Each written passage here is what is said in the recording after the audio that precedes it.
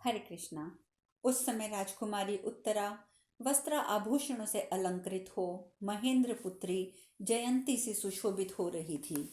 राज परिवार की स्त्रियां उसे आगे करके दोनों ओर से घेर कर वहां उपस्थित हुईं। उस समय कुंती नंदन अर्जुन ने अपने पुत्र सुभद्रा कुमार अभिमन्यु के लिए निर्दोष अंगों वाली विराट कुमारी उत्तरा को ग्रहण किया। वहां इंद्र के समान रूप धारण किए कुंती पुत्र महाराज युधिष्ठिर भी खड़े थे। उन्होंने भी उत्तरा को पुत्र वधू के रूप में अंगीकार किया। इस प्रकार पार्थ ने उत्तरा को ग्रहण करके भगवान श्री कृष्ण के सामने महामना अभिमन्यु और उत्तरा का विवाह संस्कार संपन्न कराया। विवाह काल में विराट ने प्रज्वलित अग्नि में विधिवत होम कराकर ब्राह्मणों को पूजन करने के पश्चात दहेज के वर पक्ष को वायु के समान वेगमान 7,000 घोड़े, 200 बड़े बड़े हाथी और भी बहुत सा धन भेंट किया। साथ ही राजपाट, सेना, खजाने सहित सब कुछ एवं अपने आप को भी उनकी सेवा में समर्पित कर दिया।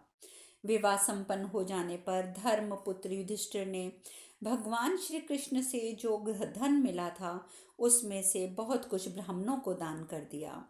हजारों गौवें, रत्न, नाना प्रकार के वस्त्र, आभूषण, मुख्य मुख्य वाहन, शैया, भोजन सामग्री तथा भांति भांति की पीने योग्य उत्तम वस्तुएं भी अर्पण की।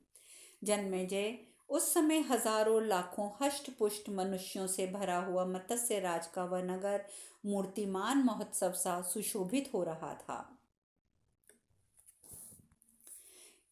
इस प्रकार व्यास निर्मित श्री महाभारत नामक 1,00,000 श्लोकों की संहिता में विराट पर्व के अंतर्गत वैवाहिक पर्व में उत्तर विवाह विषयक 72वां अध्याय आज पूर्ण हो गया। विराट पर्व की श्लोक संख्या ये भी मैं आपको बता देती हूँ। उत्तर भारतीय पाठ से लिए गए श्लोक थे 2125 और दक्षिण भारतीय पाठ से लिए गए श्लोक थे 249। विराट पर्व की संपूर्ण श्लोक संख्या थी 2691। अब ये जो हमने अध्याय सुना है, अब इसकी थोड़ी सी हम श्रवण महिमा का ध्यान करेंगे। पुण्य कर्मा महात्मा पांडवों का पवित्र चरित्र सुनकर श्रोताओं को आधि अर्थात मानसिक दुख, व्याधि अर्थात शारीरिक कष्ट का भय नहीं रहता है। पांडवों का जो दुर्गति से उद्धार हुआ, उस प्रसंग का पाठ करने पर मनुष्यों के लिए भारी से भारी संकट से छूटना सरल हो जाता है। उन्हें सुभिक्ष, क्षेम, आरोग्य और पुण्य की वृद्धि सुलभ हो जाती है। अर्जुन के चरित्र का स्मरण करने से सारे पाप नष्ट हो जाते हैं, सब प्रकार की संपदाएं प्राप्त होती हैं और मनुष्य अकेला या असहाय होने पर भी शत्रुओं पर विजय प्राप्त कर लेता है। इतना ही नहीं, अतिवृष्टि आदि इर्तियों का नाश होता है और प्रियजनों से कभी वियोग नहीं होता है। विराट पर्व की कथा सुनकर अपने वैभव के अनुसार भांति भांति के वस्त्र, सुवर्ण, धान्य और गौ ये वस्तुएं देवताओं की प्रसन्नता के लिए श्रेष्ठ ब्राह्मणों को अर्थात कथा करने वालों को दान करनी चाहिए। वाचक के भली भांति संतुष्ट होने पर सब देवता भी संतुष्ट होते हैं।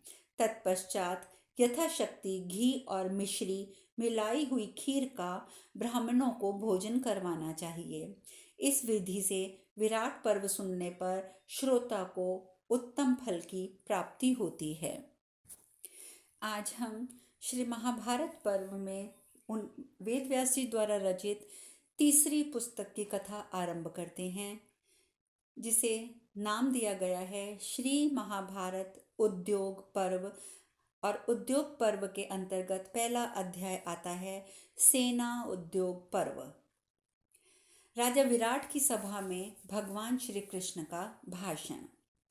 अंतर्यामी नारायण स्वरूप भगवान श्री कृष्ण, उनके नित्य सखा नर स्वरूप नरश्रेष्ठ अर्जुन, उनकी लीला प्रकट करने वाली भगवती सरस्वती और उन लीलाओं का संकलन करने वाले महर्षि वेद व्यास जी को नमस्कार करके ही महाभारत का पाठ करना चाहिए।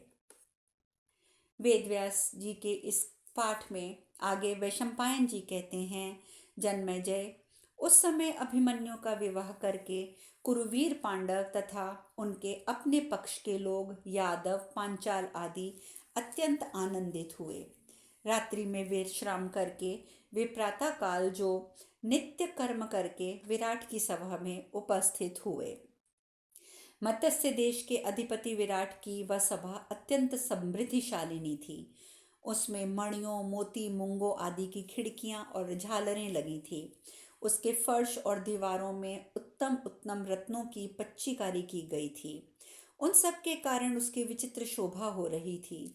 उस सभा भवन में यथायोग्य स्थानों पर आसन लगे हुए थे। जगह जगह मालाएं लटक रही थी और सब और सुगंध फैल रही थी। वे नरश्रेष्ठ नरपतिगण उस सभा में एकत्र हुए थे। वहां सबसे पहले राजा विराट और द्रुपद आसन पर विराजमान हुए, क्योंकि वे दोनों समस्त भूपतियों में वृद्ध और माननीय थे। तत्पश्चात उनके पिता वसुदेव के साथ बलराम जी और श्री कृष्ण जी ने भी आसन ग्रहण किया। पांचाल राज द्रुपद के पास शिनी वंशक के श्रेष्ठ वीर सात्यकी तथा रोहिणी नंदन बलराम जी बैठे थे और मत्स्य राज्य विराट के अत्यंत निकट श्री कृष्ण और महाराज युधिष्ठिर विराजमान थे। राजा द्रुपद के सब पुत्र भीमसेन अर्जुन नकुल सहदेव युद्धवीर प्रद्युम्न साम विराट के पुत्रों सहित अभिमन्यु और द्रौपदी के सभी पुत्र स्वर्ण जड़ित सुंदर सिंहासन पर आस पास ही बैठे थे। द्रौपदी के 5 पुत्र पराक्रम सौंदर्य और बल में अपने पिता पांडवों के समान ही थे। वे सबके सब शूरवीर थे। इस प्रकार चमकीले आभूषणों और सुंदर वस्त्रों से सुशोभित उन समस्त महारथियों के बैठ जाने पर राजाओं से भरी उस समृद्धशालिनी सभा में ऐसी शोभा उत्पन्न हो रही थी मानो उज्जवल ग्रह नक्षत्रों से भरा आकाश जगमगा रहा हो। तदंतर उन शूरवीर पुरुषों ने समाज में जैसी बातचीत उचित करनी थी वैसी ही विविध प्रकार की विचित्र बातें आरंभ की। फिर वे सब नरेश भगवान श्री कृष्ण की ओर देखते हुए 2 घड़ी तक कुछ सोचते हुए चुपचाप बैठे रहे। भगवान श्री कृष्ण ने पांडवों के कार्य के लिए ही उन उत्तम श्रेष्ठ राजाओं को संगठित किया था। उन सब राजाओं के लोगों की बातचीत बंद हो गई। तब वे सिंह के समान पराक्रमी नरेश एवं एक साथ श्री कृष्ण के सार गर्भित तथा श्रेष्ठ फल देने वाले वचन सुनने लगे। श्री कृष्ण ने बोलना आरंभ किया। उपस्थित सुहृदगण, आप सब लोगों को ये मालूम ही है कि सुबल पुत्र शकुनी ने द्यूत सभा में किस प्रकार कपट करके धर्मात्मा युधिष्ठिर को परास्त किया और इनका राज्य छीन लिया। इस जुए में ये शर्त रखी गई थी कि जो हारेगा वह 12 वर्ष का वनवास और 1 वर्ष का अज्ञातवास करेगा। पांडव सदा सत्य पर आरूढ़ रहते हैं। सत्य ही इनका आश्रय है। इनमें वेग पूर्वक समस्त भूमंडल को जीत लेने की शक्ति है। तथापि इन वीर ग्रगण्य पुत्रों ने पांडु कुमारों ने सत्य का ख्याल करके 13 वर्षों का वनवास और अज्ञातवास के उस कठोर व्रत का धैर्यपूर्वक पालन किया, जिसका स्वरूप बहुत ही उग्र था। इस 13वें वर्ष को पार करना बहुत कठिन था, परंतु इन महात्माओं ने आपके पास ही अज्ञात रूप में रहकर भांति भांति के असह्य क्लेश सहते हुए ये वर्ष बिताया है। इसके अतिरिक्त 12 वर्षों तक ये वन में भी रह चुके हैं। अपनी कुल परंपरा से प्राप्त हुए राज्य की अभिलाषा से ही इन वीरों ने अब तक अज्ञात अवस्था में दूसरों की सेवा में संलग्न रहकर 13वां वर्ष पूर्ण किया है। ऐसी परिस्थिति में जिस उपाय से धर्मपुत्र युधिष्ठिर तथा राजा दुर्योधन का भी हित हो, उसका आप लोग विचार करें। आप कोई ऐसा मार्ग ढूंढ निकालें जो इन श्रेष्ठ कुल वीरों के लिए धर्मानुकूल न्यायोचित और यश की वृद्धि करने वाला हो। धर्मराज युधिष्ठिर यदि धर्म के विरुद्ध देवताओं का भी राज्य प्राप्त होता हो तो भी वह उसे लेना नहीं चाहेंगे। किसी छोटे से गांव का राज्य भी यदि धर्म और अर्थ के अनुकूल प्राप्त होता है तो वे इसे लेने की इच्छा कर सकते हैं। आप सभी नरेशों का यह विदित है कि धृतराष्ट्र के पुत्रों ने पांडवों के पैतृक राज्य का किस प्रकार अपहरण किया है। कौरवों के इस मिथ्या व्यवहार तथा छल कपट के कारण पांडवों को कितना महान और असह्य कष्ट भोगना पड़ा है, ये भी आप लोगों से छिपा नहीं है।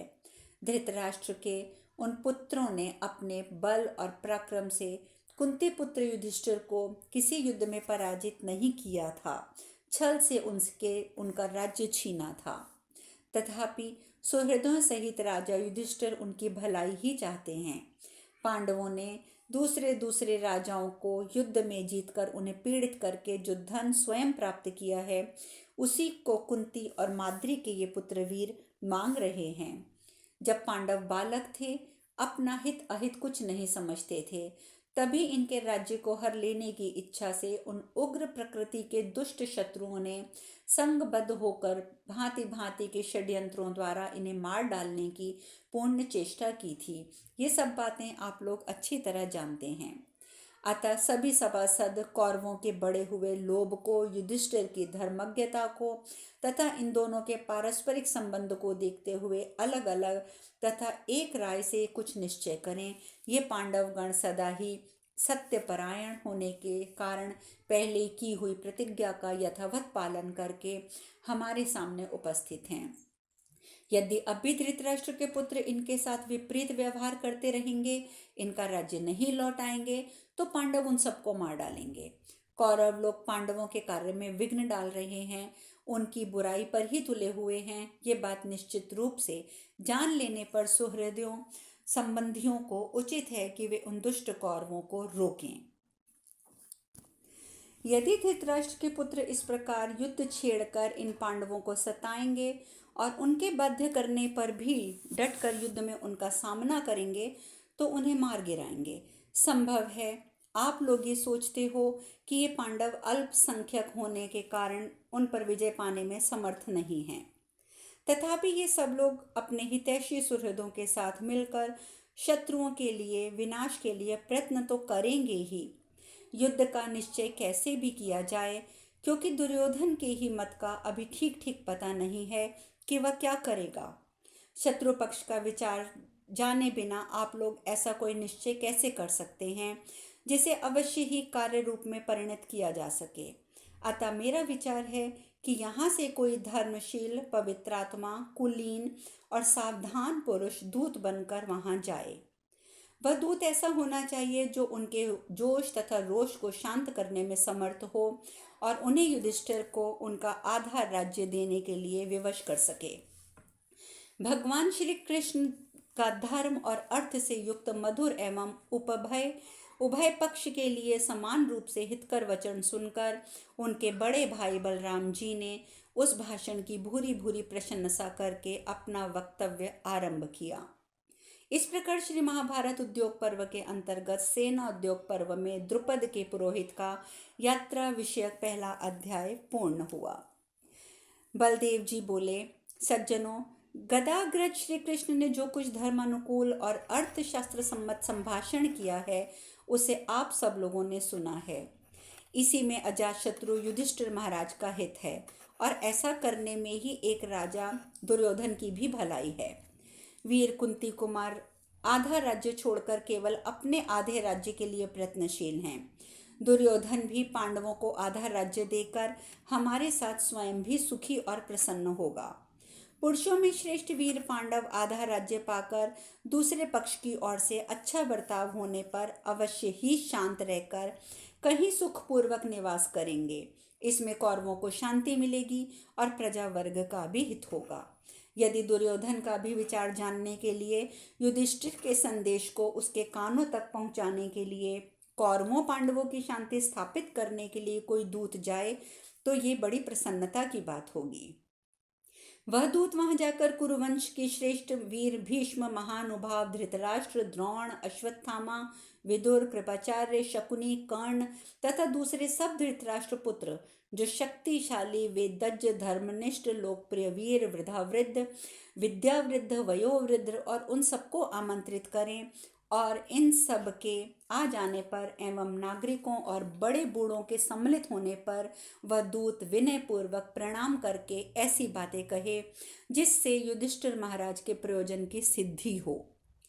किसी भी दशा में कौरवों को उत्तेजित या कुपित नहीं करना चाहिए, क्योंकि उन्होंने बलवान होकर पांडवों के राज्य पर अधिकार जमाया है। युधिष्ठिर भी सर्वदा निर्दोष नहीं है, क्योंकि ये जुए को प्रिय मानकर उसमें आसक्त हो गए थे, तभी इनके राज्य का हरण हुए है। अजीमड़ वंशी कुरुश्रेष्ठ युधिष्ठिर का जुए का खेला जाना उचित नहीं था, इसलिए समस्त सुहृदों ने इन्हें मना किया था, परंतु उन्होंने किसी की बात नहीं मानी थी। दूसरी ओर गांधार राज का पुत्र शकुनी जुए के खेल में निपुण था, और ये जानते हुए भी उसी के साथ बारंबार खेलते रहे। इन्होंने कर्ण और दुर्योधन को छोड़कर शकुनी को ही अपने साथ जुआ खेलने के लिए ललकारा था। उस सभा में दूसरे भी हजारों जुआरी मौजूद थे जिन्हें युधिष्ठिर जीत सकते थे, परंतु उन सब को छोड़कर इन्होंने सुबल पुत्र को बुलाया, इसीलिए जुए के युद्ध में इनकी हार हुई। जब ये खेलने लगे तो प्रतिपक्षी की ओर से फेंके हुए पासे जब बार बार प्रतिकूल पड़ने लगे, और तब भी ये रोषावेश में आकर खेलते रहे। इन्होंने हठ पूर्वक खेल जारी रखा, अपने को हराया, इसमें शकुनी का कोई अपराध नहीं है। इसलिए जो दूत यहाँ से भेजा जाए वह धृतराष्ट्र को प्रणाम करके अत्यंत विनय के साथ समान नीति के युक्त वचन कहे। ऐसा करने से ही धृतराष्ट्र दुर्योधन को वह पुरुष अपने प्रयोजन की सिद्धि में लगा सकता है।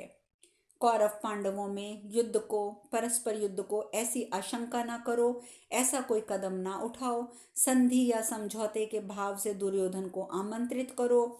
मेल मिलाप से समझा बुझाकर जो प्रयोजन सिद्ध किया जाता है उसी परिणाम को हितकारी मानना हो, यही उचित है। युद्ध में दोनों पक्षों की ओर से अन्याय अथवा अनीति का बर्ताव किया जाता है, और अन्याय से इस जगत में किसी के प्रयोजन की सिद्धि नहीं हो सकती है। इस प्रकार आज हम यहीं विश्राम लेते हैं।